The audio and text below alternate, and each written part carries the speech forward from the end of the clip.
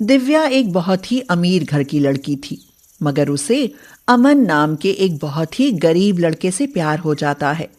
वह अमन से शादी करने का फैसला कर लेती है और कहती है, अमन, मैं शादी करूंगी तो सिर्फ तुमसे करूंगी, वरना किसी से नहीं करूंगी। पर दिव्या, मैं एक गरीब आदमी हूँ। क्या तुम मेरे घर में एडजस्ट कर भी पाओगी? तुम्हारे प्यार के लिए मैं सब एडजस्ट कर लूंगी अमन।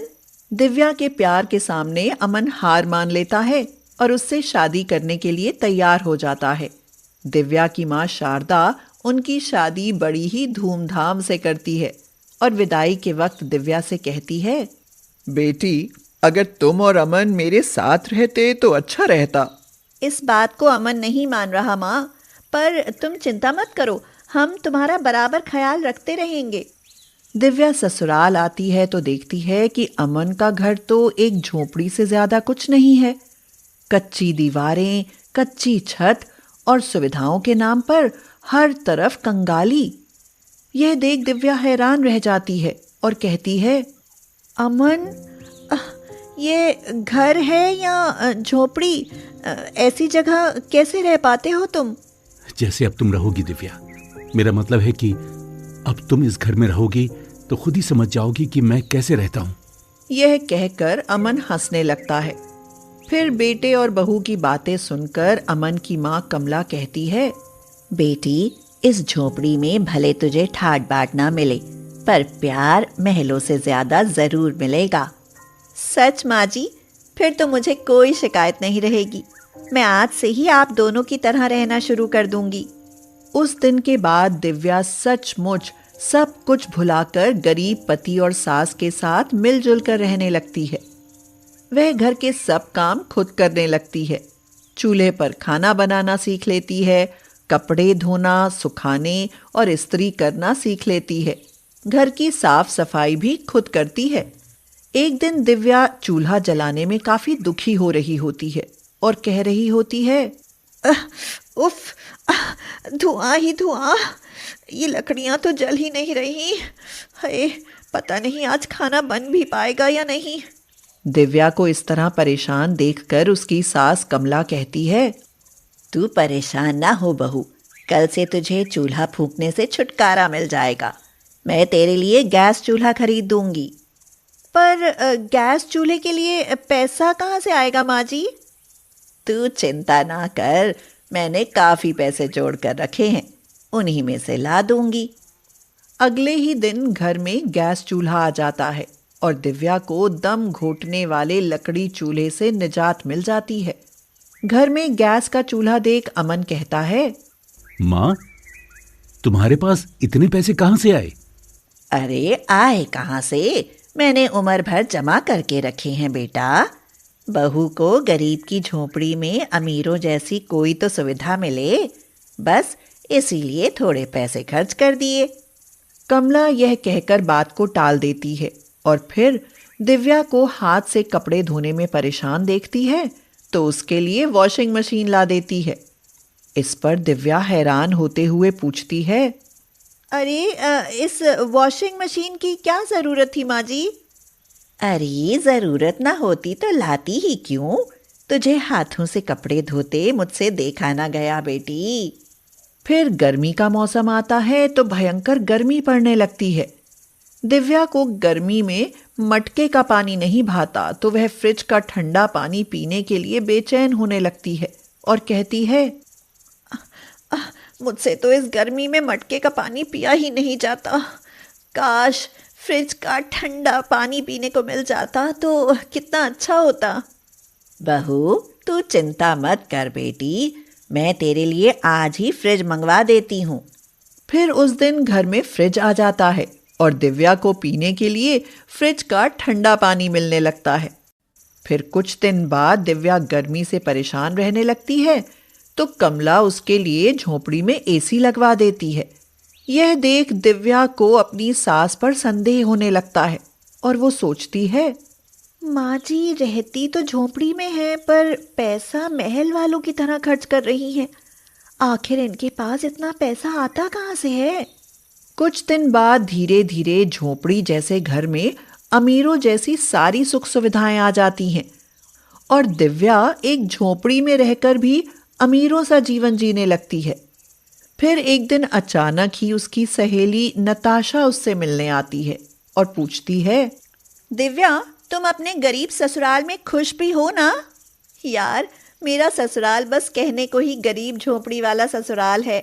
ठाट बाट तो इसमें महलों जैसे हैं ना। बताओ तो किस चीज की कमी है यहाँ? यह सुनकर नताशा मुंह बनाते हुए कहती है, हाँ, यह महलों जैसा ठाट बाट भी तुम्हारी माँ के पैसे का है। क्या जानती भी हो, तुम्हारी लालची सास तुम्हारी अमीर माँ से तुम्हारे नाम पर खूब पैसा ऐड कर लाती है। तुम ये क्या कह रही हो नताशा? ठीक ही कह रही हूँ।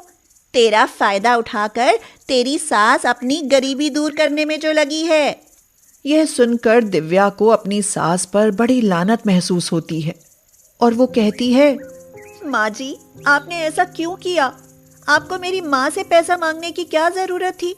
उनके पैसे से तो ये चीजें मैं भी खरीद सकती थी। माँ, तुम इतनी लालची कैसे हो गई? बेटा, मैंने कोई लालच नहीं किया। यह सब करने के लिए तो दिव्या की माँ ने ही मुझे मजबूर किया था। एक दिन इसकी माँ ने मुझे बुलाया और कहने लगी, कमला बहन, मेरी बेटी को अमीरों की तरह रहने की आदत है। मैं नहीं चाहती कि वह आपके घर में छोटी छोटी चीज़ों के लिए तरसे। इसीलिए कुछ ज़रूरत की चीज़ें उनको मेरी तरफ से खरीद कर दे देंगी तो आपकी बड़ी मेहरबानी होगी। पर इस बारे में मेरी बेटी को कुछ मत बताना। माँ जी, मैंने आपसे कब कहा कि मेरे लिए ये चीज़ें खरीद कर ला दीजिए? अमन, मैंने आपसे घर जमाई बनकर रहने को कहा तो आपने मना कर दिया। फिर अब यह लालच क्यों? क्या मैंने आपकी गरीबी से कोई शिकायत की? दिव्या, माँ ने जो भी बताया, क्या वो झूठ है? हाँ, झूठ है अमन। अब आप मेरे साथ चलिए, हम दोनों माँ के साथ रहेंगे। पर मैं अपनी माँ को छोड़कर नहीं जा सकता दिव्या। तो फिर मैं चली अपनी माँ के पास। माँ जी, ये गैस चूल्हा, washing machine, TV, fridge, AC सब आपको मुबारक। मुझे नहीं पता था कि ये संस्कार सिर्फ दिखावा होते हैं। यह कहकर दिव्या ससुराल छोड़कर अपने मायके चली जाती है और उसके आने पर शारदा तो फूली नहीं समाती और कहती है, बेटी, तू ही नादान निकली। मुझे तो पहले ही पता था कि गरीब अमीरों के साथ बस लालच के लिए रिश्ता बनाते हैं। अब तो देख लिया ना तूने। माँ, बस कुछ मत कहो, मुझसे भूल हो गई। अमन का घर छोड़कर दिव्या खुश नहीं रह पाती। वह हमेशा दुखी रहने लगती है। उसका प्यार और जिंदगी से विश्वास ही उठ जाता है। ना ढंग से खाती है और ना रह पाती है। यह देख शारदा कहती है, बेटी, उन लालची गरीब लोगों के लिए तुम इतनी परेशान क्यों रहती हो? माँ, पता नहीं किस मनहूस राक्षस की नजर लग गई। मुझे समझ नहीं आ रहा कि जो मुझे पलकों पर बैठाकर रखते थे, वे इतने खुदगर्ज कैसे हो गए। बेटी, ये गरीब होते ही ऐसे हैं। इनके बारे में ज्यादा मत सोचो। कुछ दिन बाद अचानक ही शारदा गंभीर रूप से बीमार हो जाती है और उसे अपनी करनी पर पछतावा होने लगता है। वह कहती है, बेटी, तेरा पति और तेरी सास तुझे बहुत प्यार करते हैं। तेरी सास ने मुझसे कुछ नहीं मांगा था। मैंने ही उसे वो सब चीजें देने के लिए मजबूर किया था ताकि तू मेरे पास लौट आए। यह सुनकर तो दिव्या के पैरों के नीचे से जमीन ही खिसक जाती है। उसे अपने पति और सास पर बहुत प्यार आता है और हद से ज्यादा गर्व होता है। वह तुरंत अमन और कमला से अपनी गलती की माफी मांगती है। फिर सब मिलकर बीमार शारदा की देखभाल करते हैं और वह ठीक हो जाती है। शारदा और कमला एक दूसरे की तकलीफ समझ जाती हैं और सब खुशी खुशी साथ साथ रहने लगते हैं। गगन जंगल से जलाने की लकड़ियां लाता और उन्हें शहर लाकर बेच देता। एक दिन गगन लकड़ियां लेने जंगल में जाता है तो भयंकर तूफान में फंस जाता है। वह रास्ता भटक जाता है और जंगल के बीच एक आदिवासी गांव में पहुंच जाता है। उस गांव की सभी औरतें पत्तों के बने बहुत ही सुंदर गाउन पहनकर घूम रही थीं। यह देख गगन आश्चर्यचकित रह जाता है और सोचता है, अरे वाह, यहाँ तो औरतें और लड़कियां पत्तों के बने गाउन पहनकर घूम रही हैं। सब कितनी सुंदर लग रही हैं। वहीं कोमल नाम की एक बहुत ही सुंदर आदिवासी लड़की गगन पर आकर्षित हो जाती है और दोनों में प्यार हो जाता है। गगन कोमल से शादी कर लेता है और उसे अपने घर ले आता है। शारदा, जो गगन की माँ है, पूछती है, अरे ये जंगली लड़की कौन है बेटा, और तू इसे यहाँ क्यों लाया है?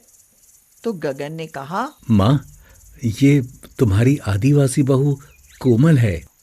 शारदा बोली, ठीक है बेटा, जंगली ही सही, आखिर तू बहू तो ले ही आया।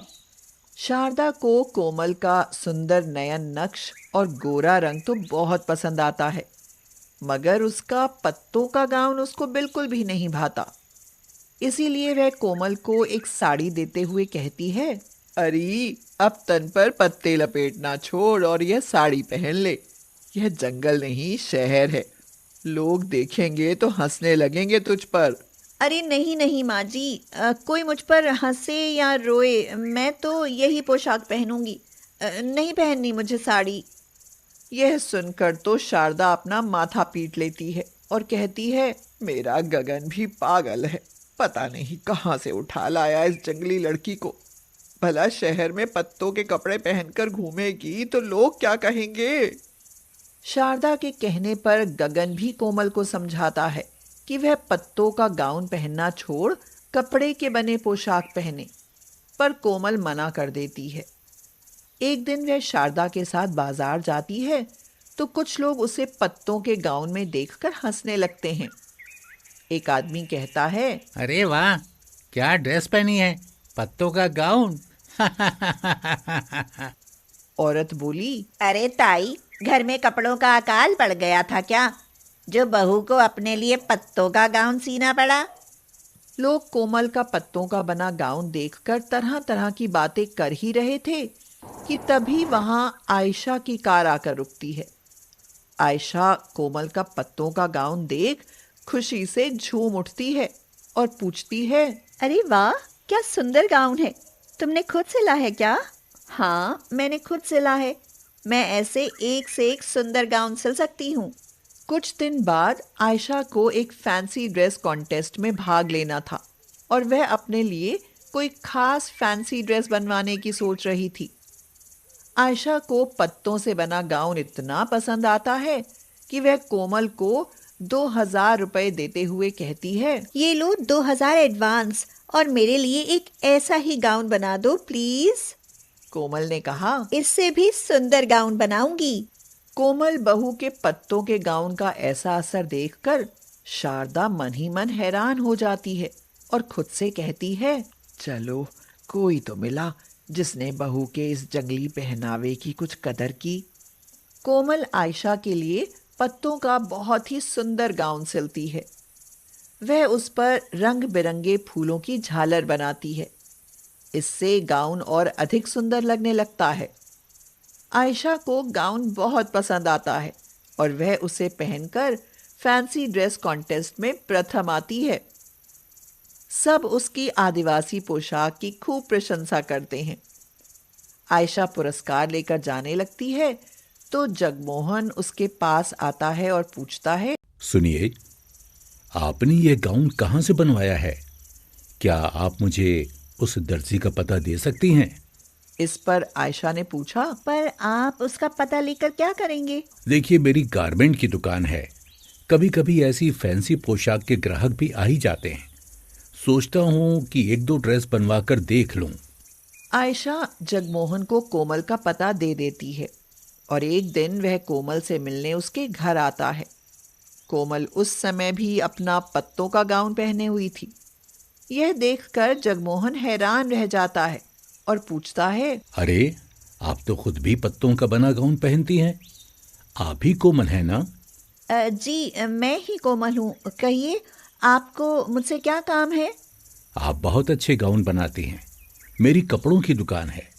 मैं अपनी दुकान के लिए आपसे ऐसे ही 4 गाउन बनवाना चाहता हूँ। क्या आप गाउन बना देंगे? हाँ हाँ, जरूर बना दूंगी।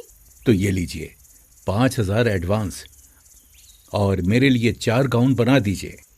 कोमल की आदिवासी पोशाक की ऐसी वाहवाही देखकर शारदा और गगन दोनों बहुत खुश होते हैं।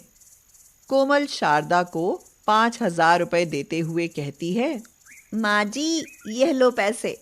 मैं सोच रही हूँ कि क्यों ना मैं घर में एक बुटीक खोल लूँ। हाँ हाँ बेटी, खोल ले बुटीक। इस गगन की तो कुछ खास कमाई है नहीं, हो सकता है तेरा ही काम चल निकले।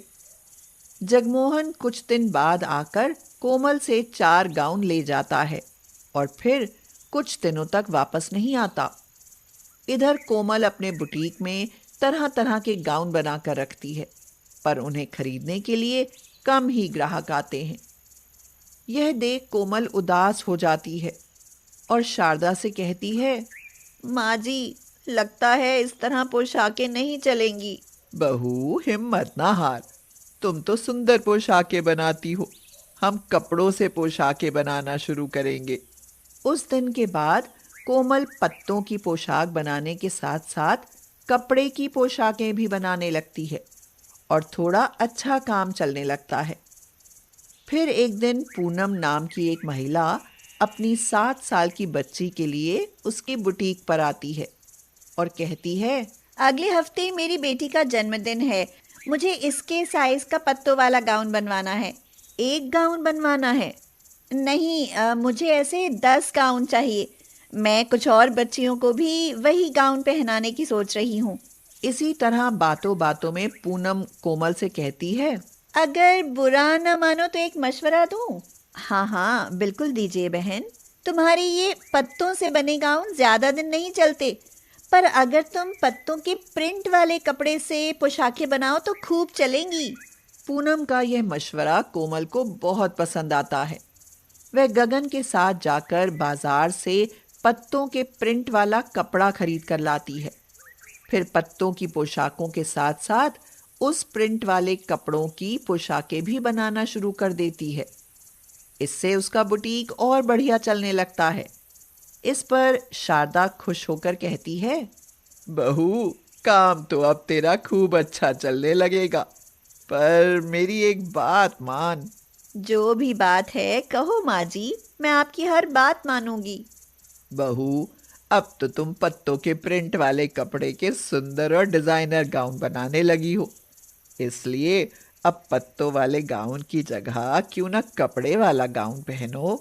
ठीक है माँ जी, मैं आज ही आपकी बात मान लेती हूँ। कोमल पत्तों के प्रिंट वाले कपड़े से बनी पोशाक पहनने लगती है और उस पर पोशाक खूब जचती है। फिर शारदा तो क्या, पास पड़ोस की औरतें भी उसकी बड़ाई करती नहीं थकती। आशा कहती है, शारदा बहन, जैसी सुंदर तेरी बहू है वैसी ही सुंदर पोशाकें बनाती है, इसकी तो जितनी भी बड़ाई करो कम है। तेरी बहू तो पक्की टेलर निकली, देखना इसका बुटीक बहुत चलेगा। फिर कुछ ही दिन बाद उनकी वाणी सच हो जाती है। एक दिन जगमोहन उसके बुटीक पर आता है और उसके पत्तों के प्रिंट वाले कपड़े से बनी पोशाकें देखकर खुशी से फूला नहीं समाता और कहता है, वाह, ये हुई बात। ये पोशाकें तो सच में लाजवाब हैं, मार्केट में खूब चलेंगी। मैं तो कहूं विदेशों में भी दौड़ेंगी। कोमल जी, सब पोशाकें पैक करा दीजिए। इस तरह कोमल के बनाए पोशाक देश विदेश में हर जगह पसंद आते हैं और जगमोहन कोमल को बड़े बड़े ऑर्डर देने लगता है।